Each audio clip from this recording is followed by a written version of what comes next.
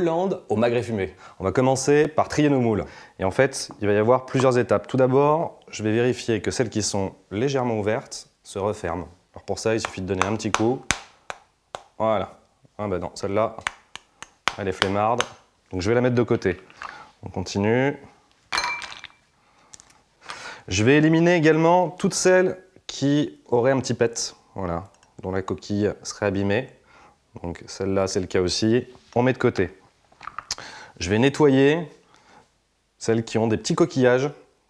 Donc juste avec le bout de l'ongle, on pousse légèrement et on enlève. Bon, celle-là est parfaite, elle est fermée. Et voilà, je vérifie. Donc c'est bon. On continue. Donc la moule de Hollande est une moule qui est élevée sur des parcs au fond de l'eau. C'est une moule qui a comme particularité d'être un petit peu plus grosse que la moule de Bouchot et avec une chair vraiment d'un orange crème.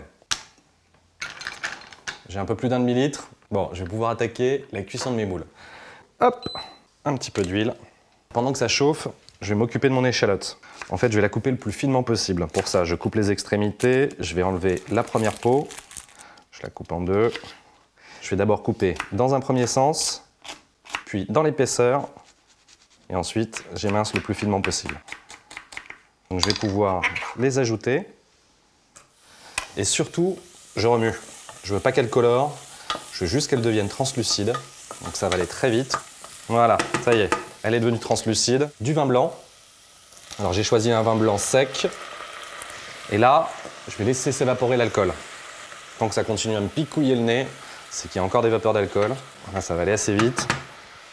Ça y est, je sens plus l'alcool. Je mets mes moules, je rajoute du poivre. En fait, le poivre a l'avantage d'aider à l'ouverture de nos moules. Je mélange une dernière fois. J'ai pris soin d'avoir une casserole plutôt large, de façon à ce que la cuisson soit uniforme. Et je couvre. Et là, on est parti pour 2 à 3 minutes de cuisson. Surtout, dès qu'elles sont ouvertes, on arrête la cuisson, pas de surcuisson avec les moules. Pendant ce temps-là, je vais pouvoir m'occuper de mes magrets. Donc j'ai ici des très beaux magrets fumés. Et en fait, c'est tout bête. Tout en gardant le gras, je vais faire des petites lanières. Pour gagner du temps, je peux les superposer un peu les uns sur les autres.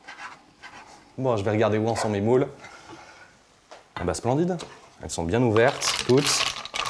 Donc là, premier réflexe, on arrête immédiatement la cuisson. Je vais pouvoir ajouter mes magrets fumés. Et la petite touche finale, je vais prendre des brins de persil, puis je vais effeuiller. Je vais ajouter le persil au dernier moment, hors du feu. Je veux pas que le persil prenne de chaleur, sinon il perdrait de sa saveur, et puis également de sa texture. Bon, je cherche à en avoir une bonne poignée. J'assemble tout mon persil, et hop.